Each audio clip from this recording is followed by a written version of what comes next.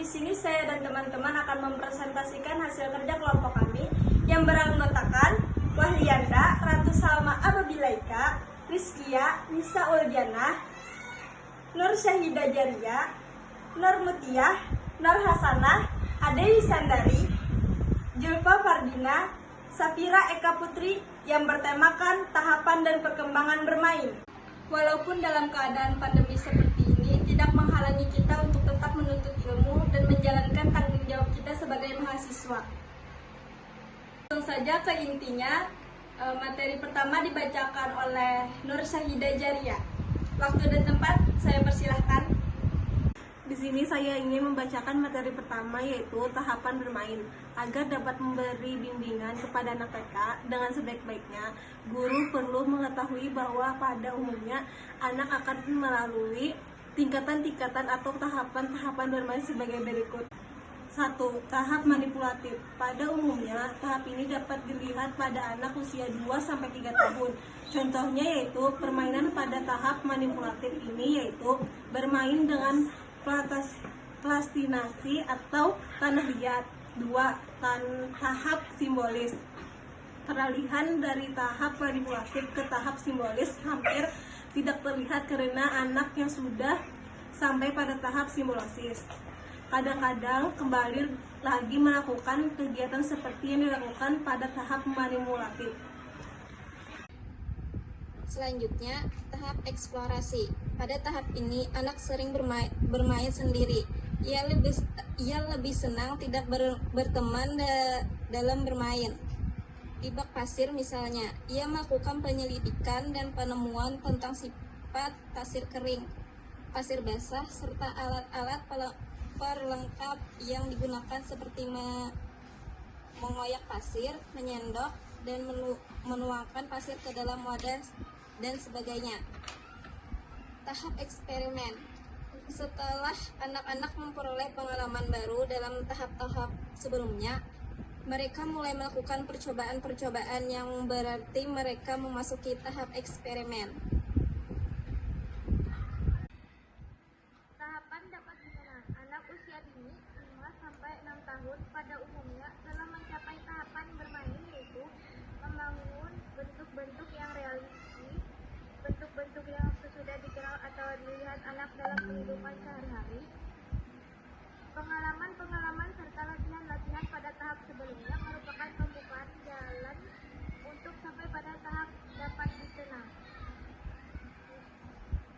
Tahap-tahap perkembangan bermain anak usia dini menurut Mildred Parton melalui 6 tahap, yaitu 1. Gerakan kosong. Anak sepertinya belum melakukan kegiatan bermain, hanya mengamati suatu sejenak saja. Misalnya bayi mengamati jari tangan atau kakinya sendiri dan menggerakkannya tanpa tujuan. 2. Tingkah laku pengamat. Misalnya seorang anak yang memperhatikan temannya sedang bermain petak umpet tanpa ia ikut bermain, tetapi ia turut merasa senang seolah-olah ia ikut bermain. Yang ketiga yaitu solitary play atau bermain soliter, yaitu anak bermain sendiri mencari kesibukan sendiri tanpa peduli dengan orang lain atau teman yang ada di sekitarnya. Yang keempat, parallel play atau bermain paralel.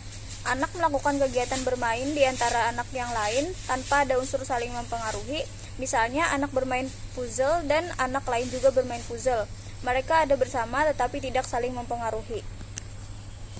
Materi selanjutnya yaitu asosiatif bermain, artinya bermain asosiatif, yang dimana seorang anak bermain dengan anak lain tetapi tidak ada tujuan. Misalnya seorang anak sedang melakukan bermain mengepik-ngepikkan air di kolam renang, itu tidak ada tujuan tapi mereka tetap bermain. Yang selanjutnya yaitu komparatif play, yang berarti bermain komparatif, yang dimana anak melakukan permainan bersama-sama dengan teman secara terorganisasi. Misalnya seorang anak laki-laki dan anak perempuan dan anak laki-laki tersebut menceritakan bahwa mereka itu adalah ibu dan ayah dan membuat rumah-rumahan dan seperti itu contohnya. Materi selanjutnya yaitu tentang karakteristik bermain anak usia dini. Karakteristik bermain anak usia dini dapat dilihat melalui berbagai hal pada saat anak melakukan kegiatan bermain dan diklasifikasikan menjadi 6, yaitu yang pertama, bermain muncul dari dalam diri anak, maksudnya keinginan bermain harus muncul dari dalam diri anak, sehingga anak dapat menikmati dan bermain sesuai dengan caranya sendiri. Yang kedua, bermain harus bebas dari aturan yang mengikat dan kegiatan untuk dinikmati. Maksudnya, bermain pada anak usia dini harus terbebas dari aturan yang mengikat, karena anak usia dini memiliki cara bermain sendiri. 3. Bermain adalah aktivitas sesungguhnya atau nyata. Contohnya di sini, pada saat anak bermain air, anak akan melakukan aktivitasnya dengan air dan mengenali air dari bermainnya. 4. Bermain harus didominasi oleh pemainnya.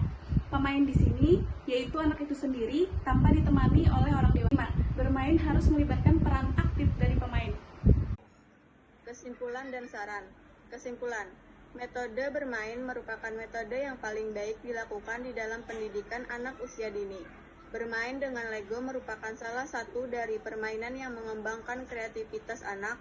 Pengembangan kreativitas dapat dilihat dengan cara eksploratif, rentang lama proses pembuatan, sudut pandang yang berbeda, pengalaman, bercerita. Hal ini diambil berdasarkan salah satu ciri-ciri dari sikap kreatif yang disampaikan oleh ahli psikologi. Faktor-faktor penghambat di dalam pengembangan kreativitas, salah satu yang lebih mendukung akan berkembang atau tidaknya kreativitas yaitu lingkungan. Saran bagi siswa. 1. Dengan metode bermain ini, diharapkan siswa dapat mengembangkan kreativitas siswa dengan baik. 2. Siswa dapat melatih fokus dan kemandirian mereka. Bagi guru, penggunaan metode di dalam pembelajaran diharapkan dapat menambah pengetahuan guru di dalam proses pembelajaran. Dengan dibacanya kesimpulan oleh Nur Mutiah, maka berakhir pula presentasi kami pada hari ini. Atas segala kekurangan dan kesalahan, kami mohon maaf.